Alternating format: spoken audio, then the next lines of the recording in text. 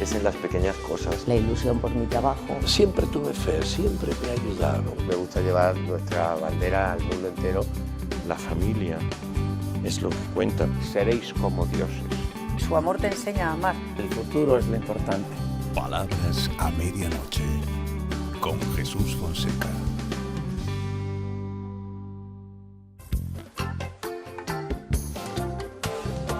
Con un canalla como yo y un corazón en paro bastaría, porque estoy loco y es más, estoy loco y me aguanto.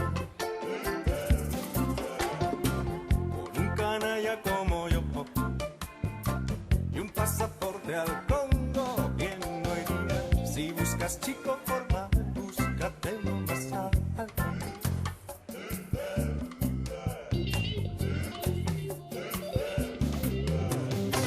Con un canalla como yo, un oficial con mucha artillería. Hey, ¿qué sería de ti? Hey, ¿qué dices un canto? Y otro pecado capital, ¿qué será? Y bailaremos, sí,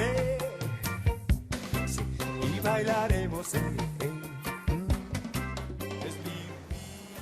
Un canalla, en Palabras a medianoche.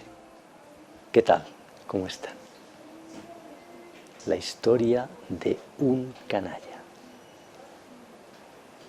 La última novela de Julia Navarro.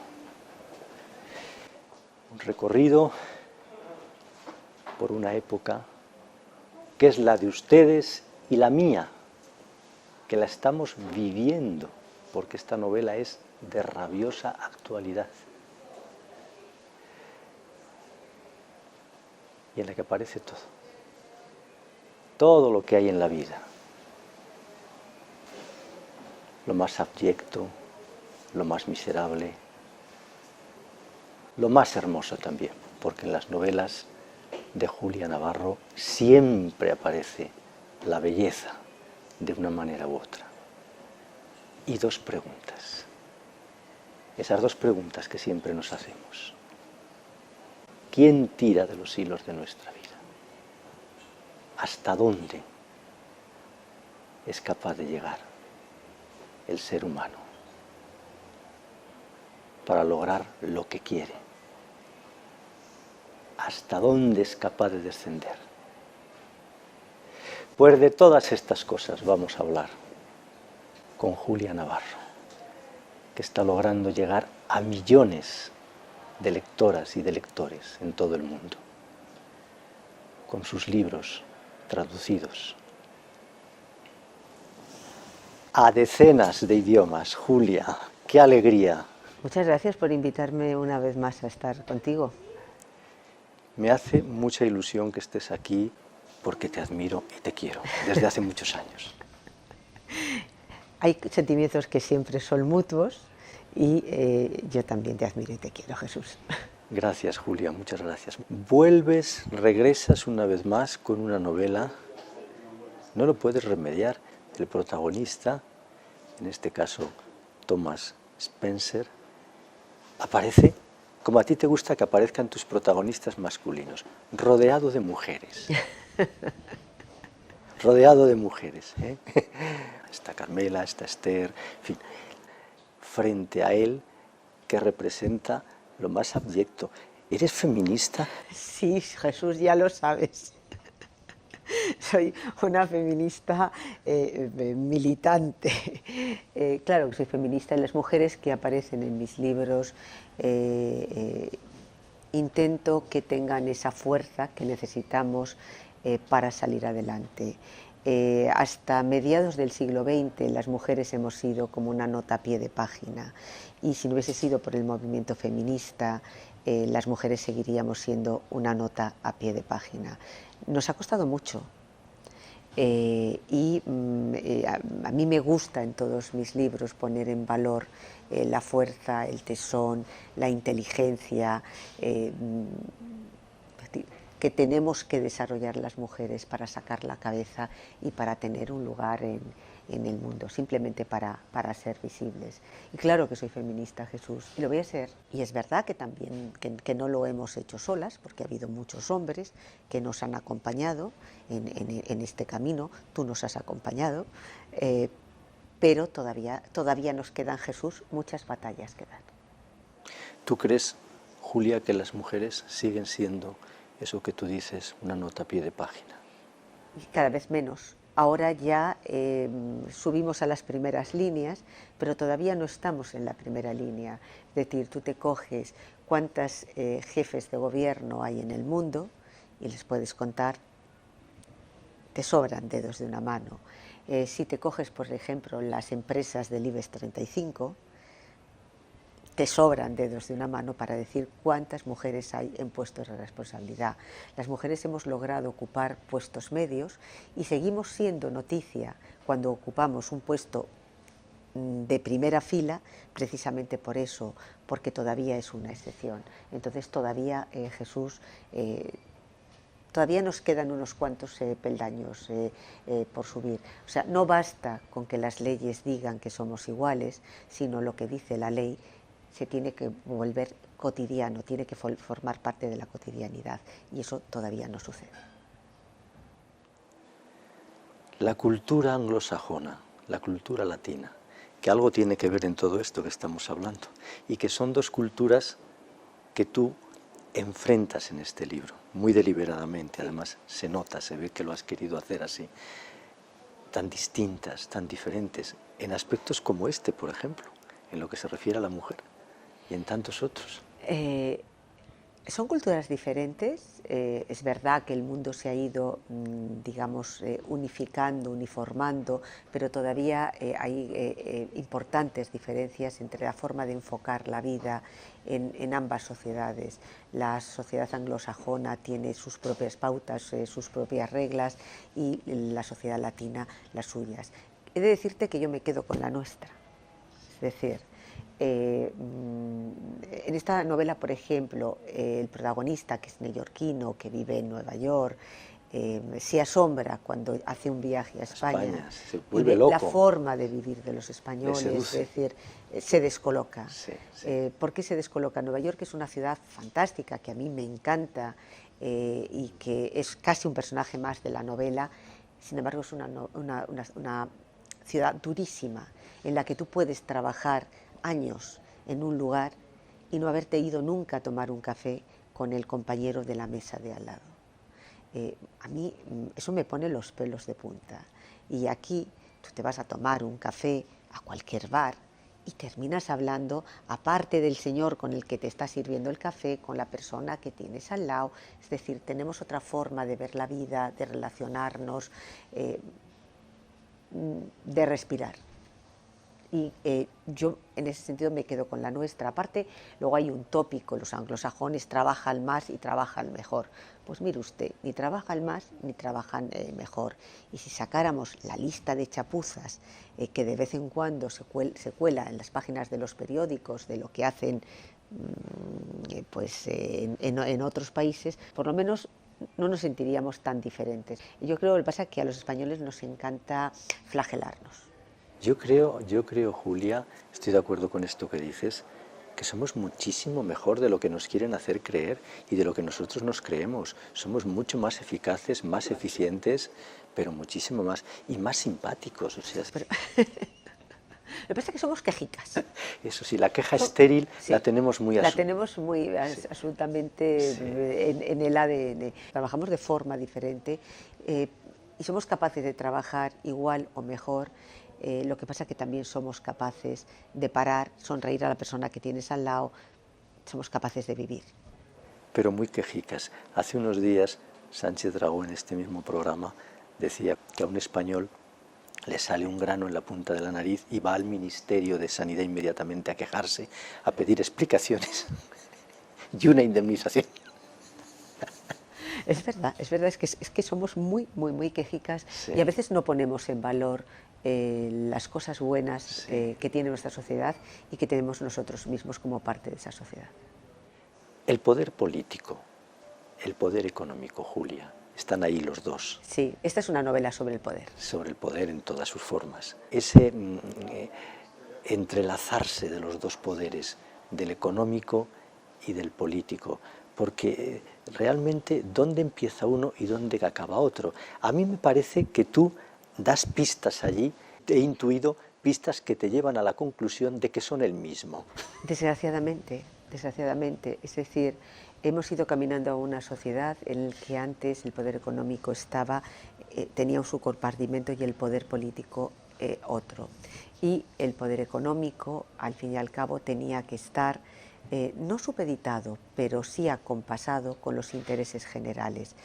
Ese sería el programa que nos favorecería a la sociedad. Sin embargo, en las últimas décadas el poder económico se ha hecho con las riendas, desgraciadamente en muchas ocasiones también del poder político, y en estos momentos somos los ciudadanos los que estamos al servicio de los intereses de ese poder económico, y está fallando en ese sentido el poder político. El poder político tendría que regular las normas, tendría que regular la manera en la que funciona el poder económico, sobre todo para evitar catástrofes como la que acabamos de vivir con esta crisis económica que nos vino por las malas prácticas de unos cuantos financieros en Wall Street, que ha provocado Lehman Brothers, la crisis internacional que han provocado y que ha hecho que millones de personas en todo el mundo hayan perdido sus empleos, hayan perdido sus casas, hayan perdido sus proyectos de vida. ¿Por qué?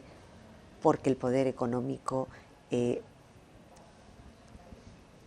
estaba fuera totalmente del control de los intereses generales, de quienes tienen que representar los intereses generales. Y de quienes deberían defendernos del dinero, de las garras del dinero. Los elegimos para que nos defiendan del dinero, no para que nos entreguen a ellos. Claro, esta crisis, los que la han provocado, además, nosotros les hemos sacado las castañas del fuego, porque nos han dicho que si no el sistema se hundía. Y nosotros entonces, con él. No solamente ha habido millones de personas que lo han perdido todo, sino que hemos tenido que sacar las castañas del fuego a los sinvergüenzas que han provocado todo esto. Y esta es la esencia de esta novela, es lo que hay detrás del escenario, del cómo se mueven los hilos del poder. Los políticos. Al final los políticos, Julia, son una emanación de la sociedad. Ah, claro, claro, Jesús. Vamos, estoy totalmente de acuerdo contigo. A veces arremetemos contra ellos como si fueran de Marte. No, son un espejo en el que nosotros también tenemos que mirarnos. Tienen los mismos defectos y las mismas virtudes que la sociedad. O sea, no han venido de no se sabe dónde, han salido de la propia sociedad. Este libro es un viaje al fondo del mal, dices tú. Y yo te pregunto, Julia, ¿qué es el mal? Todo aquello que daña a los demás y también nos daña a nosotros mismos, todo aquello que no nos permite dormir tranquilos por la noche porque la conciencia nos despierta, todo aquello que hace daño. Ese es el mal. Todo aquello que hace daño. Siempre desde ese principio que tanto dicen en Oriente y que tú conoces, de que si hieres, te hieres, ¿verdad? Cuando tú le haces daño a alguien, te haces daño a ti. Te haces daño a ti. Y es verdad. Cuando tú golpeas, te golpeas. Y eso siempre, siempre es así. Los sentimientos, porque este es un libro de sentimientos. No se vayan a creer nuestras telespectadoras y telespectadores que es un libro de números, no, y de miserables y canallas, que sí, que miserables y canallas, de eso van servidos. Pero es un libro de sentimientos y de sentimientos nobles y de deseos, claro, de cambiar las cosas y de cosas bellas y de encuentros hermosos. El protagonista de este libro no se siente bien dentro de su propia piel. Es muy débil, muy impotente. Es muy débil. Y sobre todo, yo lo que más veo es que es una persona muy débil, muy frágil. Muy fíjate que a veces los maltratadores, la gente que va pisando a los demás, la gente que realmente tiene sus comportamientos deleznables, en el fondo están escondiendo una personalidad absolutamente débil. Y el protagonista de mi novela, que pisa fuerte, que tiene éxito en los negocios, que todo le va bien en la vida, sin embargo es profundamente desgraciado. Pero es un encantador de serpientes, eso sí me lo claro. Es un auténtico encantador de serpientes. ¿Qué capacidad tiene? Conoce las técnicas de manipular. ¿Qué capacidad para tiene manipular de a la opinión pública y para manipular a las personas que están a su alrededor. Sí, Thomas Spencer es un grandísimo manipulador, pero lo hace muy bien. Claro. Seduce a todos, a ellas, a ellos, a quien haga falta. Sí, claro. No es la verdad lo que nos hará libre, es la protesta la que nos hará libre. Es el plantar cara, no la verdad, no, la protesta. Y es cierto, hay que protestar mucho, ser críticos, ¿verdad? Ser críticos, no perder el sentido no tragárselo crítico, todo. No tragárselo todo. Y preguntarse 2 veces, porque a veces son esas campañas tan sutiles que nos están llevando en una dirección, vendiéndonos que esa es la dirección correcta y a lo mejor no es la dirección correcta. Una consecuencia que yo saco de esta novela tuya, de esta historia de un canalla, Julia, es que en el mundo es verdad, hay canallas, hay miserables, dispuestos a echarse a la yugular y dispuestos a pisotear a quien sea para conseguir sus fines, así sean los más abyectos, bueno, dispuestos a lo que haga falta.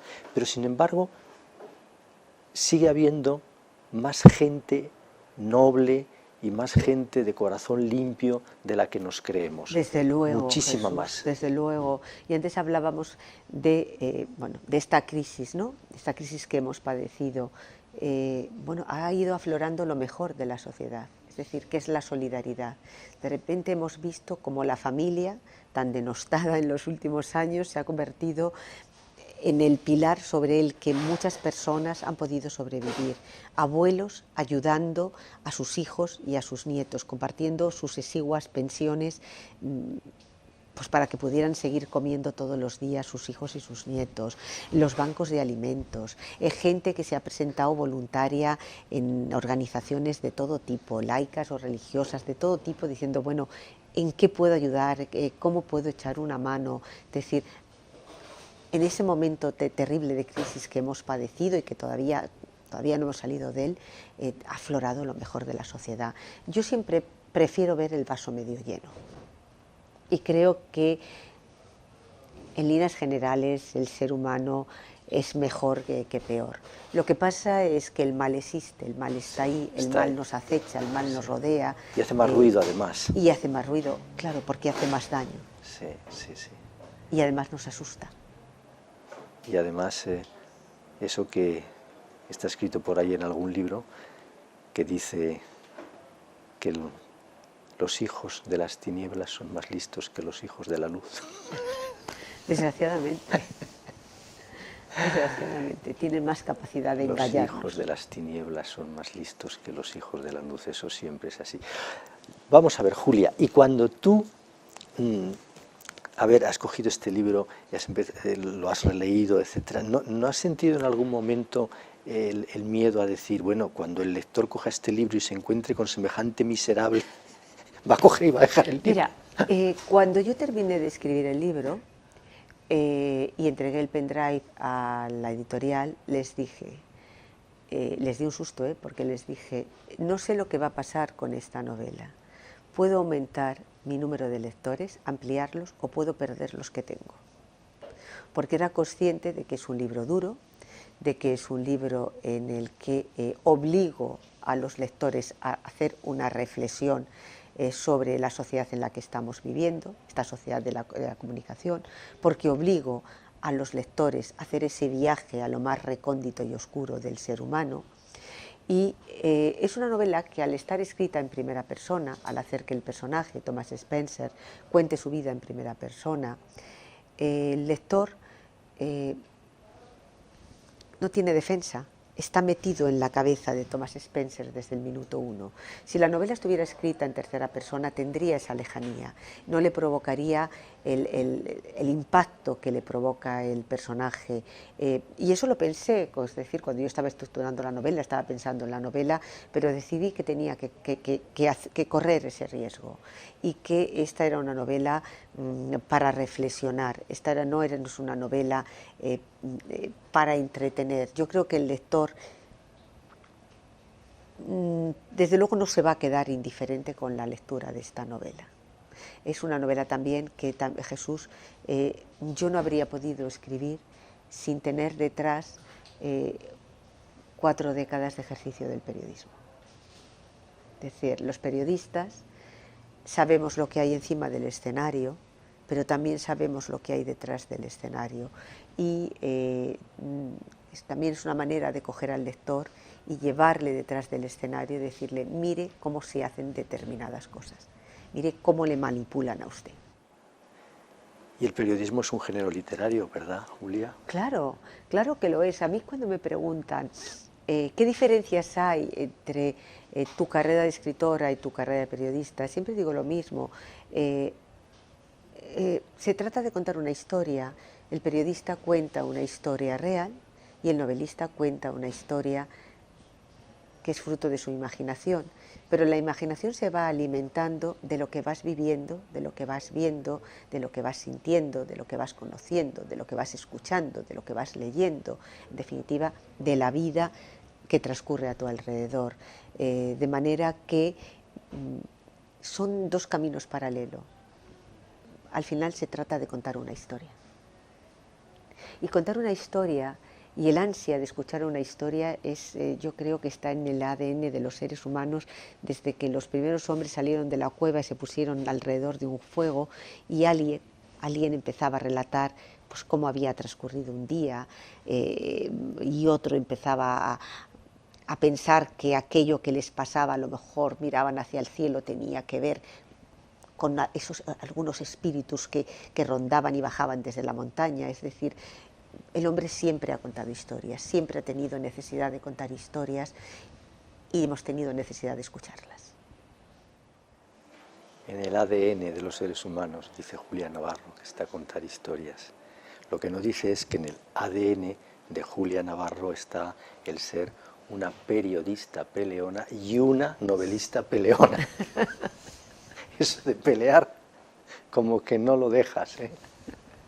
No, como que no lo dejo. Eso como que no lo dejas. El día que no tenga una causa para pelearme por ella, significará 2 cosas, o que el mundo es muchísimo mejor, de lo cual me alegra, o peor, o que he perdido fuerza y ganas de vivir. Pues no sucederá eso. Doris Lessing, por cierto, que es una escritora que a ti te encanta, me encanta. Te fascina Doris Lessing. Bueno, es que yo aprendí a ser feminista con El cuaderno dorado de Doris Lessing y aquel libro fue un compañero inseparable durante muchísimos años. Bueno, pues en ese libro, ahora que lo mencionas, dice cosas muy cuestionables, ¿eh? Como que todo hombre se casa con una mujer muy sumisa y muy modosita. Bueno, es que cuando ella escribe ese libro también hay que ponerla en su contexto. Es decir, cómo era la sociedad de su época y cómo era la sociedad sudafricana en la que ella creció. Era la sociedad sudafricana del apartheid. Del apartheid. Y qué se esperaba de una mujer hace 60, 70, bueno, 80 años. Eso es lo que dice ella. Sí. Es que fuera una mujer sumisa, pendiente de su marido. Pendiente de su marido y sin más interés en la vida que procurar la felicidad de su marido. Es decir, la renuncia a ser ella misma, a tener sus sentimientos, sus emociones, sus propios conflictos. Es decir, las mujeres hemos sido un apéndice. Y el día que decidimos dejar de ser un apéndice para tener vida propia, ay amigo, a algunos no les gustó nada. Cambió y sigue sin gustar. Claro, desgraciadamente. Historia de un canalla. Hemos hablado mucho de canallas, hemos hablado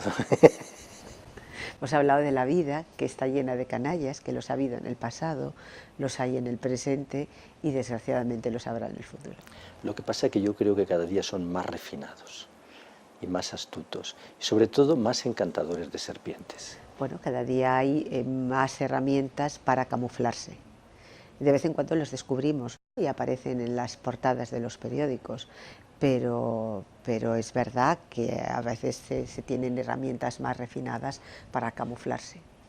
¿Cuántas veces sucede, verdad, que te planteas, pero esta persona, ¿cómo puede ser que fuera? Y yo no me di cuenta. Bueno, eso yo creo que nos ha pasado a todos continuamente. Es decir, conoces a alguien, te parece que es una persona decente y un día descubres que era un auténtico sinvergüenza. Eso nos está pasando en los últimos años. De vez en cuando en la portada del periódico aparece gente que han sido prototipos sociales y que dices, pero bueno, si es que era un delincuente. ¿Y cómo no nos dimos cuenta? ¿Cómo no nos dimos cuenta como sociedad que este tipo y este tipo y este otro realmente eran unos canallas? Pero los canallas están en todos los ámbitos, ¿eh, Jesús? O sea, a veces miramos hacia arriba y pensamos que solamente entre los poderosos están los canallas. No, no. Canalla es el que a su compañero de trabajo le hace mobbing. Canalla es el niño que acosa a otro compañero de clase hasta hacerle la vida imposible y esa criatura, ante ese acoso que sufre, termina tirándose por una ventana. Canalla es el padre de familia que parece que es la quinta esencia de la honradez y de la bondad y luego resulta que a su mujer la da unas palizas espectaculares. Es decir, canallas hay en todos los estamentos de nuestra sociedad.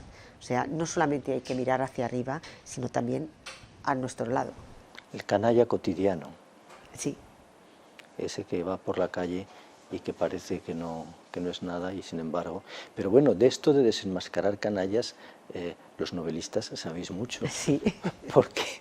Porque además, ¿tú crees eso que tantas veces se ha dicho en el mundo de la literatura, que es el mundo de la vida, claro, que detrás de cada uno hay otra persona, que siempre escondemos otra personalidad, que siempre hay otra persona y que en cualquier momento surge esa persona y tú te quedas diciendo, ¿será posible? Que no es todo tan transparente. No, claro que no es todo tan transparente. Yo creo que la civilización exige que todos cuando salimos a la calle pongamos nuestra mejor cara porque tenemos que relacionarnos con los demás.